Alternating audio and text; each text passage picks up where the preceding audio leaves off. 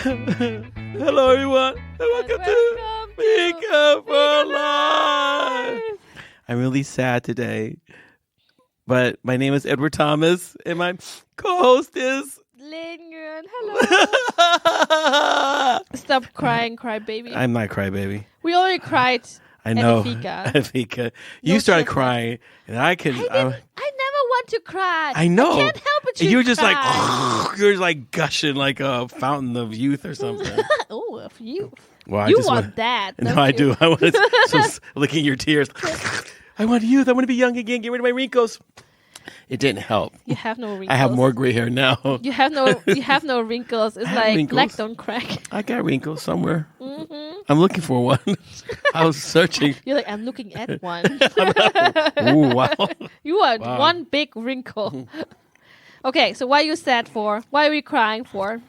Well, you and I have been friends for over 10 years. You know that? And you're Try leaving. to not think about it. That's like the joy of your life. You're like, oh, I wish I had met Ed earlier. My life would have been so much better. His wisdom has guided my footsteps. Well, I guess you got married. So let's not talk about that. I mean, today you confirmed in the church or in the fika that you guys are sending us away. We're not sending you away. You guys are sending us away. So no. Why are you crying for? We're not sending you away. We're sending you off. That's different. Sending away means you don't come back. Instead of saying I'm going there, blah blah, I should just say I'm going on a mission. I'm like, yeah, that's a good thing. Okay, that would be good. I'm going on a mission. You're going on a mission to your family. Yeah. I'm not ready. I'm like, why is God sending me there? I'm not ready. No, I mean, normally I would have been praying like, okay, God, please, Father in heaven, keep Lynn and Eunice here. They're so vital to your mission here in cross culture. But actually, because things have fallen in place so well, and I feel that if I were to pray that prayer, I would be praying against God's will. Yeah, so I'm like, okay, God, I'm trying to deal with this, and so I'm trying to trust God in His judgment. That God, the Almighty One, the all-knowing one, better than you. Yeah, there's a possibility that no, but I think that it's that learning how to accept the will of God when it's really different than what you want. And I think that's one of the important lessons here. So, I mean, okay, for the people who don't know, for those who don't know, you haven't been listening really well, have you? My mom is terminally sick. She has advanced lung cancer. It has spread, and she got diagnosed in 2019. She got the past 4 years really good treatment from this one medication. It was brand new at that time. But every drug, when you use it in cancer, will be not useful after some time because the body and the cancer will develop resistance, which that's crazy. Cancer also did. So they actually checked for another marker if they could switch to another of this kind of medicine. But the tumor was negative for that mutation. Wow. So they suggested a really harsh chemotherapy. Because that was the only option. Either you take this or you die faster. Yeah. So my mom tried that. It was supposed to be 5 or 6 rounds of that. Every 3 weeks, she would get the infusion with a cocktail of 5 different cancer drugs. That's a lot. After 2, they discontinued because she just got so much more worse. And she got a lot of side effects. And she's still suffering from that, actually. Now, which is like almost 6 months ago, and she's still suffering from the side effects. So they decided that they will keep giving her immunotherapy, which is also pretty new, and that seems to give effect as well. So it is stopping the cancer from growing, but it is weakening her. So she is much weaker than she was maybe 1 year ago. Wow. She's much weaker. She's much more restricted in her mobility, in her cognitive skills. she had like a mini stroke, so she's really weak in the right part of her body. So she has really difficulties in just living by herself on her own. So I struggled a lot. Like I was there during Easter and I saw how bad she was doing, like really, really bad. And I had no idea what to do because I felt like I don't want to go to Germany and I have like things to do, and not in a way things to do that are more important than my mom, but I just felt like there were so many things that I wanted to finish up in Sweden before going. I don't want to leave things just hanging in the air. But during summer, I felt it was like my mom was falling so often. She was in the hospital like every other week because she fell or she felt dizzy or she got hurt like all the time, and just felt like it can't continue like that. And I also told my husband that I can't live in peace in Sweden when I know that my mom is suffering. It's not like dying is one thing. Yeah, dying is one thing, but suffering is another. You guys are going to be on our cry fest. Crying and laughing. It's I mean it was hard to see you were so affected, and it was really hard to see that happening, because one thing I think that's really good is that you love your mom a lot, and you really care for her, and I think that's so admirable that in the the time period and that we're living in now, so many people don't care about their parents, and for you to be able to be open for God to do this, in His timing, and to actually do that, and I just think it's hard, Lynn, because you and I are really, really good friends, and we have. Well, I'm a good friend for you. I feel like I'm your friend. I'm a good friend for you. I don't know if you're a good friend for me.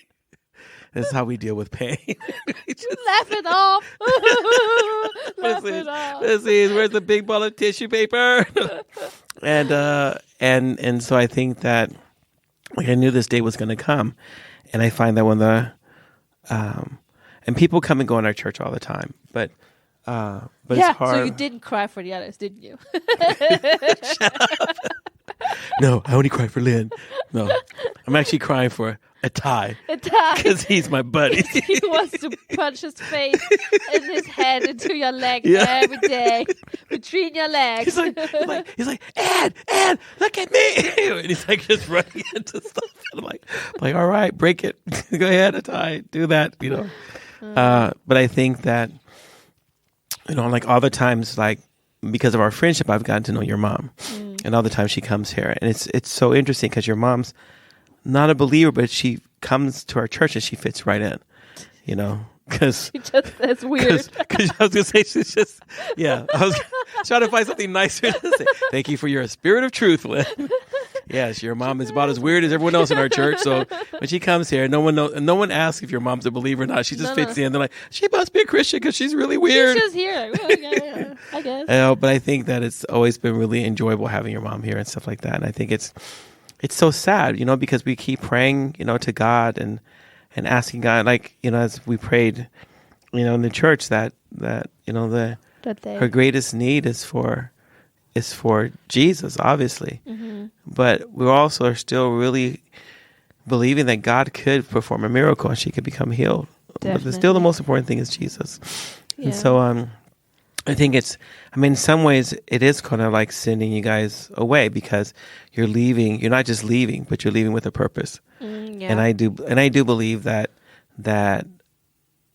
God will be with you and Eunice, and that if you guys stay faithful to Him and cleave, cling to God, He's going to use the situation to bring light and hope. And I really do hope that regardless of what happens, and I think I was praying, I was thinking like it's hard for me to imagine, what would ultimately happen. But I was just praying and just hoping that God would really hear that prayer and that He would bring your mom to salvation.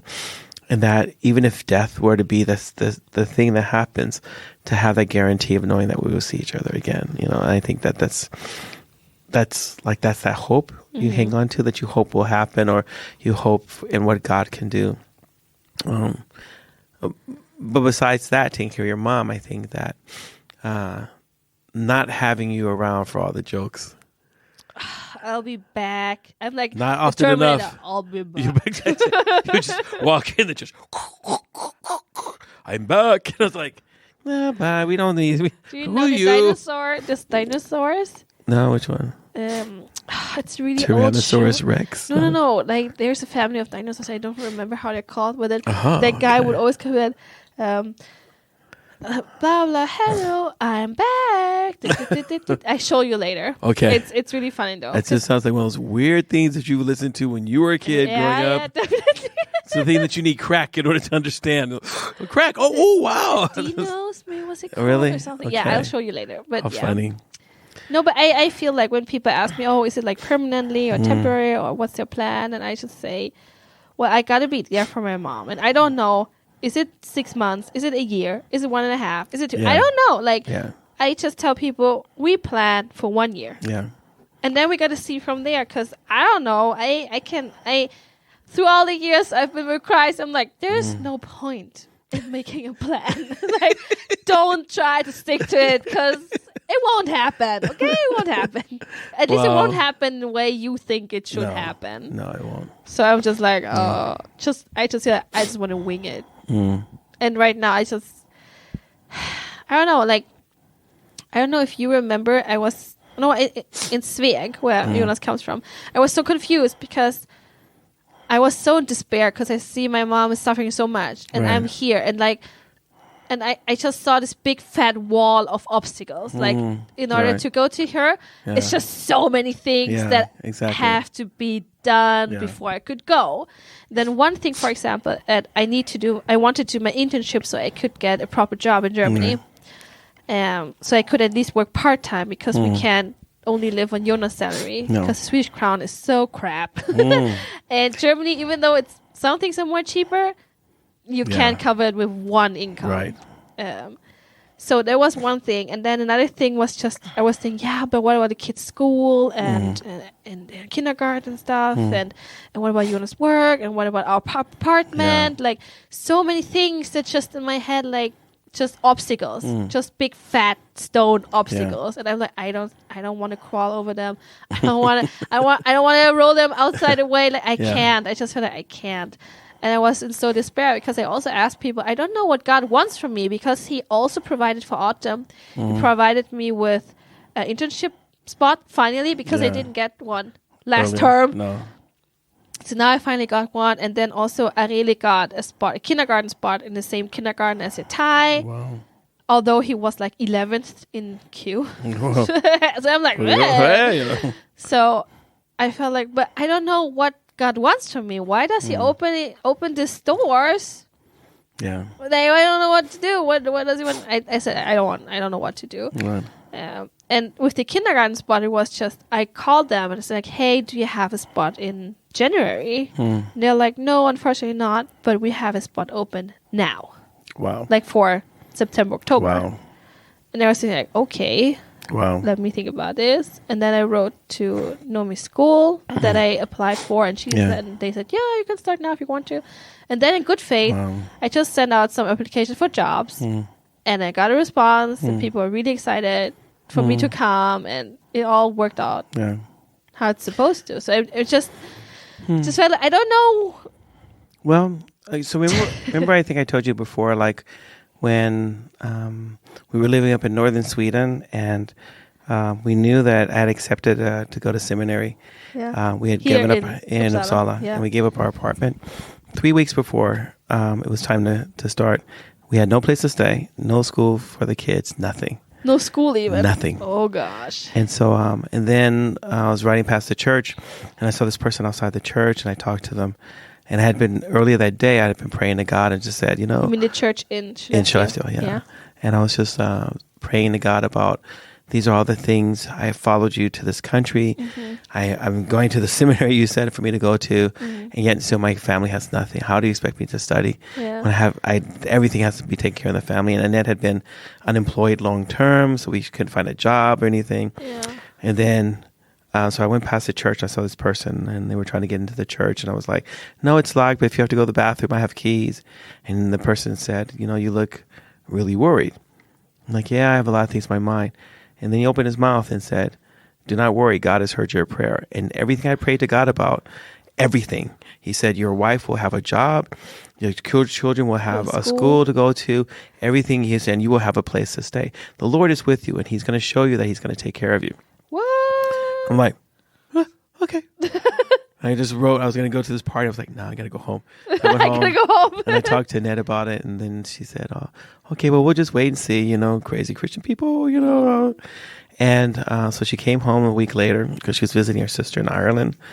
And then she just went online. And then the place that we're living at, and not now, but the place we lived before in Savia,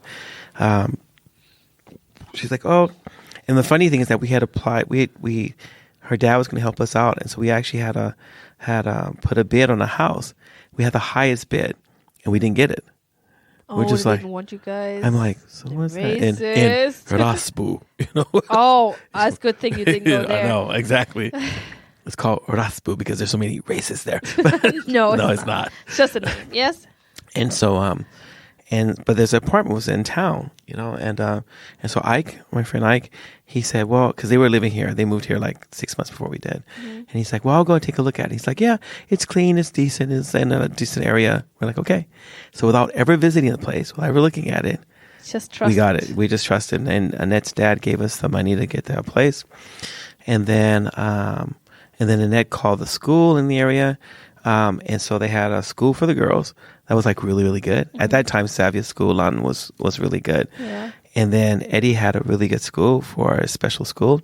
And it like one of the best teachers he's ever had was at that school. And so, and then on the day of our wedding anniversary, Annette got a job. And she started working, and she's still working at the same job today, over 20 years later. Oh, wow. And she loves her job and everything. And that job has sustained our family because she's always made more money than me. Yeah. When I was a student, when I started working in the church, because the church don't give me no money. And the reason I share that with you, because that just made me think about how God has been faithful. That God was faithful, and he doesn't partially open doors, No. And so I'm like, I think that he's already got a place for the kids. Yeah. He's got you a job. He will provide a place for you to stay. You will end up. But the thing is that we got the apartment the week before school started. It was like 10 days before school started. So we got a truck, loaded the truck, packed the truck, drove it all the way down from Skellefteå to Uppsala. Yeah. We unpacked it. Set up all the beds, set up the kitchen. Then Annette came down with the kids. Then I went back up to northern Sweden, cleaned out our whole apartment, took my last exam at the university, took the exam that day, got on the night train, took the night train. She gives me a clean t-shirt, and I go to Johanna. Oh my gosh.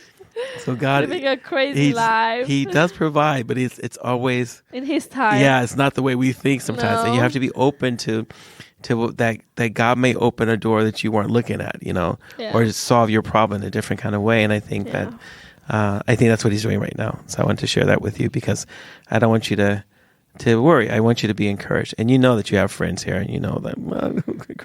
I know. But, I mean, for example, with the internship thing. I've been waiting for an internship since forever. That's why I was like so confused. I'm like, okay, now finally I have a spot to do that stupid internship. And now you want me to just drop it and do what? But I'm trying to get around some rules and try to get to do my internship in Germany. Right. And if I could do that, would be so much better than to do the internship in Sweden because I would actually get paid. Yeah. I would actually learn something new. Oh, wow. Yeah. Jeez, think about that. Learning something new. Wow. So I don't know. I am, maybe I wouldn't call it excited, but I'm, what do I say? Positive, have a positive outlook to it, and I try to see it as an adventure, as something that will strengthen us and develop us and make us better in every way. I don't want to go that I'm going to sit there and wait for my mom to die. No, I think that. So that's not. I don't want to look at it like that. No, because I want it to be something positive, and I want to see like, oh, the kids are going to be able to learn German, which is really. I That's always good. wanted that. Right, exactly. That I want to learn German, and Jonas has to eventually leave Sweden and do something else. even though he's still working at the same job, but he will still be exposed to some other thing in Germany. Yeah. And as I told people, because they were asking, so are you going to move in with your mom and stuff? And I'm like, I want her to take part in our lives. Right. I don't want to take part in her life. Exactly. Because I feel like her life is really messed up, and I don't want to be part of that. Which is messed up. No. Yeah. I want her to come to my life. Yeah. And that might be something that, I mean, if you think about it, that would be good. There's a lot of benefits to that too, because it gets her into a more positive environment, which of course helps her with her own treatment and her own body's response to all the things that she's going through. So yeah, and I mean, a lot of people actually feel so relieved when they heard that I'm coming, but I really tried to keep it on the wrap because I don't want, in my mom's culture, there's so much gossip going on, so much bad talk, so much blah, blah, blah. Like, it's so annoying, and I don't want to hear it. Right. Like, I don't want to hear what good they're saying, and I don't want to hear what bad they're saying. You just want them to shut up. Yeah, I just want them to shut up, because I don't... Firstly, they're not Christians. Yeah. So I don't value their input in any way. And I know that it affects me psychologically when people give me praise like that, because it feeds into my pride, and I don't want that. I just want to deal with my stuff. We don't want your pride growing. We don't want your head to grow big. I know. I'm like, we can barely get you through the door now. You know, kind of visit you in Germany. It's just be a big head in front of a house. I can't get it back in. It just hangs outside the house, you know. So I just, and I tried to tell my mom that don't tell anyone. Like, I told her, oh, I got the kindergarten school for the kids. Right. I got a job. I told her, but some point she couldn't. She's going to tell somebody. So she told my father, and then she told my aunts in Vietnam, which is like, okay, but I don't want. And then eventually my father told people who came by and visited my mom, and I'm like, I don't want, because I know already. The good thing is I already have a good reputation among. Really? Yeah, among my parents. I guess they don't go to church with you, so they wouldn't know the truth. So I don't.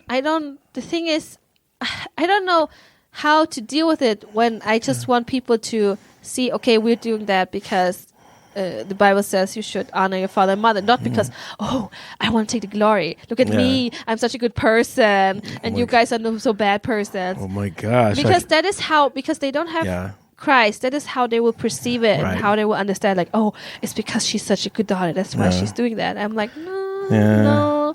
I'm like, if I don't want to do it, I wouldn't. This is not something that I'm like, oh yeah, I signed up for this. I really want to do it. It's more like I feel like I have to. I have to do it. I can't. Yeah. My conscience is not leaving me alone. Oh, you wish it would, but not this time. Oh my gosh, shut up. Okay. Just be here, not think about it. Don't call.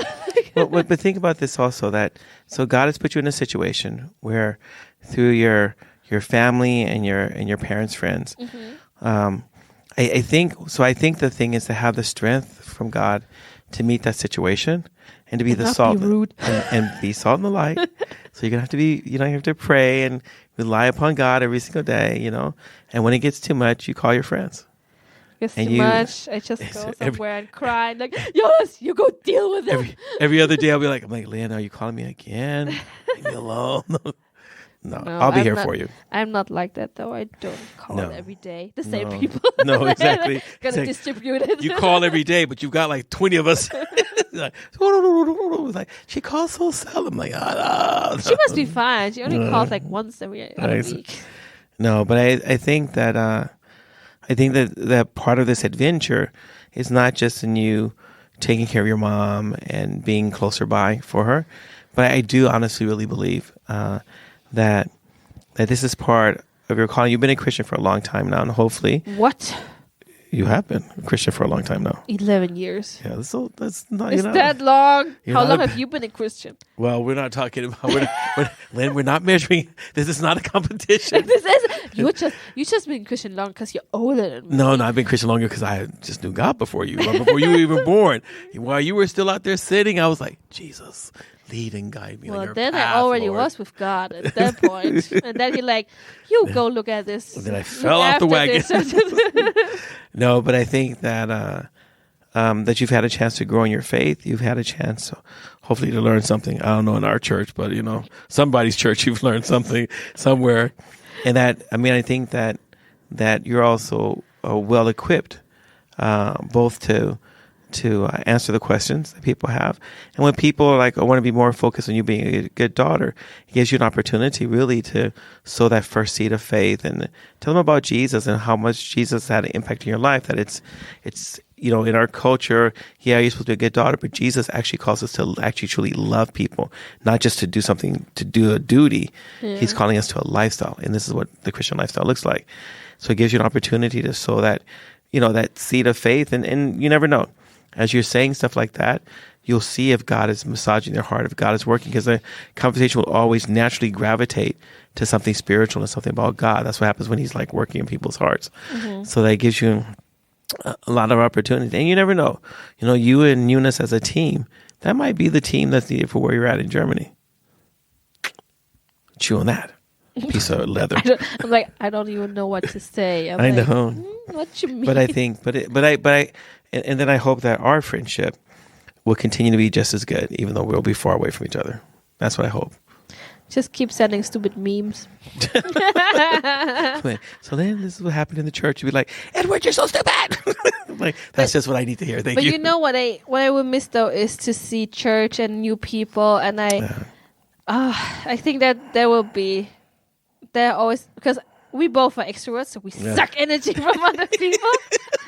Wow, we suck energy from other people. And we don't just enjoy other people, we suck energy. Yeah, we suck the energy, so the introverts have to go home and recharge. So all the introverts are like a dry carcass of just like almost like a leaf. They're ready to crumble up and just once they've been around us. We need to go home. Like, no, you have a little bit left. We want it all. No, but I mean, like Bobo talked about, so many new Chinese people came to their Bible study. Yeah, I know. It's so exciting, huh? And new people coming to church every Sunday. And I see Sunday school today, it was just so crowded. I'm like, what happened? So many kids. It's good to see. And I mean, and your contribution to you and Eunice do things, I don't even know how. I'm praying to God. I don't know how we're going to. I don't think we can fill it in. So I'm praying that, okay, fine. If Lynn and Eunice go away, then you will have to provide some other avenue, not just other people to open their homes to be hospitable or to welcome people, but we have to also keep our eyes open, not look for where's the next Lynn and Eunice, but instead look for where the gifts at and where God is gifting. Then we have to conform and change what we do as a ministry based on what God is giving us, and have to believe that God is still for us. That He's not. He's taking you away because His grace and mercy is leaving us. No, just think about the Chinese Bible study. Yeah. So there are things still happening. And throughout summer, people were still coming to church, and still new people were coming. And like Samuel and his mother. Yeah. Oh, is this his father? Maybe the one in the orange. Yeah, that's his dad. So I mean, there's still people actually coming. No. And I think that's a good sign. Yeah. It's only bad when people stop coming, and the people who used to come stop coming too. When everyone stops coming, we usually say that's a bad sign. That's a bad.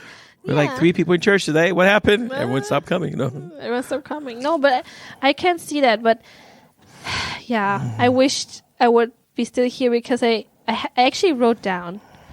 I can read it to you. I can read it to you, guys. What I wanted. Yeah. And what God is giving me. What is this? So when I come back, we have a good pastor. Instead of spaghetti head. Please take Ed away. Bring a better one. Exactly. Bring someone who is smart. here. I don't even.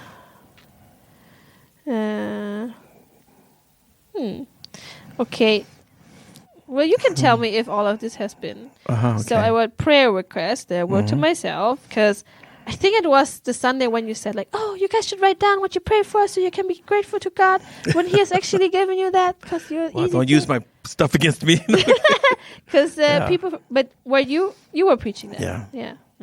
Maybe it was someone. Maybe it was. I would say somebody was preaching. It's probably so I would like to pass on the torch for Sunday school to a good leader. I would like Sunday school to be stable, organized, well prepared, and plenty of leaders to support it. I would like to start family ministry and share it with another family that could keep it going while we are gone. I would also like to set up the children's devotion podcast with Henok and some kids. I would like my mom and my whole family to be saved. I would like my mom to be healed so she could glorify God and transform the Vietnamese community in Chemnitz. Wow. You should pray boldly. Yes. I would like my family to move. I would like my family to move to Chemnitz for a year so everyone could learn proper German and be exposed to German culture and Vietnamese traditions. For that, I would like our apartment to be rented out to a trustworthy family so it would cover all the costs so we would not have to think about this expense. So Lamesa and Eden are going to rent our apartment. Wow. I would like our children to be able to come back to the school and preschool smoothly after our stay in Germany. I would like them to go to a Christian school and preschool while we are in Germany. Check. Wow. I would like to work part-time while looking after my mom. Check. I would like my brother to move to Chemnitz and share the burden to care for our parents. We need to pray. We need to pray on that one. We need to fast and pray. And I mean, right now, and that was, I don't know when I wrote this, but that was during summer when I was still working in Sveg. Right now, I would like to be able to work in Sveg and go to the planned trip to Vietnam, which we didn't do. I would like my mom to get better so she could join us to see her family. So we didn't go to Vietnam, so she couldn't do that. I would like my father to be more caring, loving towards my mom. I would like Jonas to be a more godly husband and leading our family and be led by God. I would like to be more at peace and patient with giving this situation with my mom to God and be more loving and kind to my children. I know. So some things are... Some things are already answered, and then some things will... Stop crying! I'm not crying. I'm just really allergic. Allergic to my armpit. to air. Just really allergic to air. Send that to me because I want to pray for you. I want to pray continuously for those kind of things. But also. you're not the I. I is me. I know. I'm praying for you. That's why it's called intercessory prayer, or in Swedish we say "förbön" because I'm praying for you. Okay, I'll send it to you. I haven't shared this with anyone. This one. Can I share it with everybody? Well, we have on the podcast, I guess so. I'll put it on Facebook. Today, and then people think I'm holy. So today I'm praying for Lynn for these things. Like, oh, my pastor, he's so caring. I'm like, what? It's AI. It's AI. It's not even me. Exactly. It's my robot. So I think that, I mean, as you're talking about those kind of things, you can see God's faithfulness in your life. And I think like, now that our basketball camp is over and you see all the new people who are at church, like it's been like I just got back after 7 weeks of being away, and it's been interesting to see like a lot of new people at church now. Yeah, every single Sunday. You don't know. I know. I'm like, I leave the church for 7 weeks. I come back. Who are these? And you know, one of the girls in our church, Dominique, she dyed her hair blonde, and so I thought she was a new person at church. I didn't recognize her. I'm looking at her face. I'm like, she looks really familiar, but I don't know who she is. Oh my gosh. People should stop changing how they look. Until she laughed. I was like, oh! It's her. No. And I couldn't even remember her name because I'm used to Dominique has brown hair. This lady has blonde hair. So she can't be, and so my brain won't process that. No, it's the wrong clue. But I think that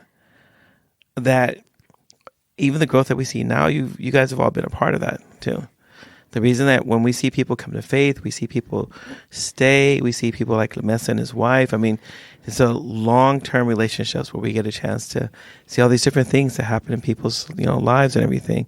And I think even when you guys are away, you'll still be part of it. It's not like you're not going to know. Yeah. You know, everyone's going to call you. We'll be back every now and then. People like, the new people are like, who are you? And then, exactly. and then people, all the old people will be like, the thing is, always when I've been gone or Yeah. we've been gone for some time, Yeah. when I come back, people, I'm like, oh, you knew, hello. And they're like, and I'm, oh, that's my name. Like, oh, yeah, they told me about you. I'm like, I know. okay, what did they say We now? have a warning sign. When someone's new, it's like, watch out for Lynn. And everyone's like, okay. But we people know. always seem to Yeah. know about us before I know about them. Like, oh. Well, I mean, crazy is. That's what cross Crazy culture is is. what That's what we crazy call. does. That's what we call CC. Crazy church. Crazy. But I think that it'll be interesting to follow and see how God works with you guys while you're in Germany. And it'll be interesting to see, like, on the times when you come back also. And I hope that some of those things that are in your prayer, that you'll be able to see those things when you come back. Like, to come back, because I always think, like, it's great to be a part of something and see God moving. I think it's always better to come back and see it doesn't hang on me. You know? I told people, because there are many people who told me, oh, will cross culture be the same? Like, oh, but No, now it won't be. People will leave, or oh, how does cross culture function? Blah blah. And I always tell people, like, if we're leaving and everything collapses, we've been bad leaders, like really bad leaders. That's why it's not working. Right.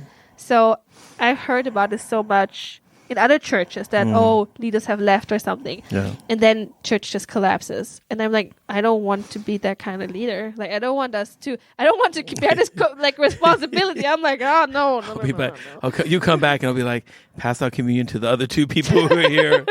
Laurie and James will be here, and I'll pass out communion to them. And I'll be like, okay, Lynn, this is all that's left, the desert. You're like, okay, no. But I think when you come back, I think that this is my hope. My desire is that when you come back, not only will Sunday school be thriving, it'll be growing. People will step up and do their part. I think that'll be great to see when it comes to Sunday that other people come in and start helping out. Like, more people help out. A higher percentage of our congregations actually starts helping out more. And I think that when you come back and see, just like as God is blessing our congregation, that maybe by the time you guys come back, not this year, but maybe next year, maybe we'll have another place, and we'll just be at a different stage in this journey. And so when you come back, instead of coming back and think, oh, now we got to work to repair the damage.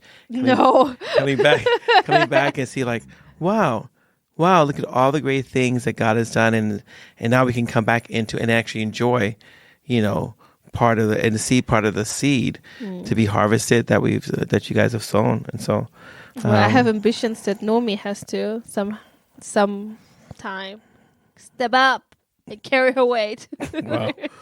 Wow, she's only almost 7. Lynn, she's only 6. I mean, let her be a baby for a little bit longer. No, not in 7, that way. you better start learning first. You got to learn how to be a salesperson, and then you're going to learn how to drive a bus. No. But I mean, for example, Elliot. Yeah. He takes on what he feels comfortable with, reading the text. And I think with Nomi, she can also help out with certain things. Like, she really likes to do fika. But I mean, she's taken up collection before. Yeah. And I think she likes to sing. So I still believe that we should have, I think like this. Part of our mission for reaching out to smaller kids and stuff is, either through sports or through music. And in one way or another, I don't know how we're going to do it, but one way or another, regardless of what this church says, I think that we have to find a place where we can do the things that God is calling us. And I really believe strongly that we have to start with music for the kids and the teens and everything. And I think that's going to be really important. But I feel okay. I can't say I'm happy, like happy, joy, jumping around, but I'm okay. No one cares about your feelings, Edward. I know, obviously not. That's why you're leaving, because you don't care about my feelings. If you care about my feelings, you would stay here. No, but I think that, and for those of you guys who are listening, this is not the last episode of Fika for Life. Sorry, but we wanted to you share don't get rid of You guys really, we're like the zit on your butt. You can't reach it, and you can't get rid of it. Oh my gosh, it's only your butt. Because I can reach all parts of my butt. Well, I guess I got Afro booty, so I can't reach all parts. It's just too big back there. It's like it's like table for 10, I mean, maybe it would be more fun episodes, because I will have like a culture. Like, once I move to Germany, I will have a culture clash. I haven't lived there since when? I mean, I moved here 2011. So for 12 years, I've been Swedified. Wow. So moving back is not an easy thing. No. And I've never worked in the German work culture. So that it can be such a shock. You'll find out Sweden is such a la land. I know. You don't have to work hard here. So I mean, I don't mind working hard in the sense of I do.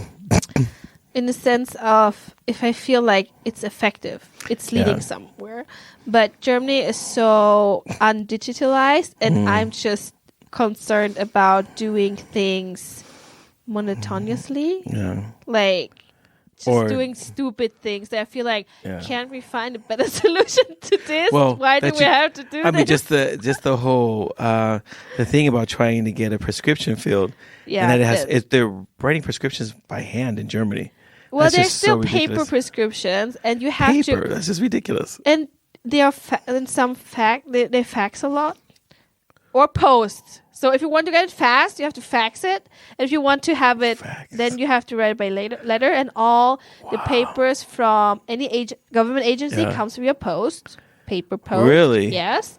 And filling your prescription is like you have every 3 months. If you have a continuous prescription, you have to go to the doctor's office, tell them I need to refill my prescription. And then you gotta wait until the doctor sign the prescription, and then you go to the pharmacy and have to get it. And that's every 3 months. So it's not like here in Sweden where I Once a year. I don't even know if I go to church. I just leave a voice message. Yeah. And then I get an SMS, a text message that says, "Hey, your prescription is now refilled." Yeah. I don't even have to talk to anybody. Germany is so paranoid about all kinds of digital stuff because they're all about data security. Like they're so obsessed with data security. Like if there's no data security, they go crazy. They're like, Really? no, it's not safe. Anyone can access it. It's not safe. It's not safe. It's not safe. So this year in July, they made it mandatory for all the prescribers to have to be able to send digital prescriptions. Wow. They have to be able to. Doesn't mean they have to actually do it. So, yeah. That's my brain exploding. And I mean, the problem is you can go to 5 different doctors and get 5 different prescriptions because there is because there's no digital trail. There's no. Wow. Really? Yeah, Germany. there are no traces. Give me some epinephrine. I'm going to visit. Make crack. No. But I mean, I was thinking. I'm just kidding. I don't make crack. I don't even know how to make it. Shake and bake method. I don't. Yeah, you said like I don't even know how to make it. And then silence. It's like okay. Well, I did see something on YouTube. But Ed, don't be sad. We'll be back. We're on a mission. We'll come back. I know, but some people have been key. Like you guys are like key people in the ministry. So it's not like. I mean, some people come and go, and they just periphery people. They don't do much. They just kind of watch, sit on their perch like a parakeet, just like don't even talk. But you guys have actually more like parrots. You sit and you fly around, and go rah, rah, rah. Do this, do that. So I think it's different when you guys are away. So. It's okay. You'll survive during summer. Just don't go on any more camps. I know. Just be here, please. I can never leave the church again. It was like my first time taking vacation and my last time. Yes, that's it. All right. We wanted to share this with you guys out there because we want you because we want you to cry with us.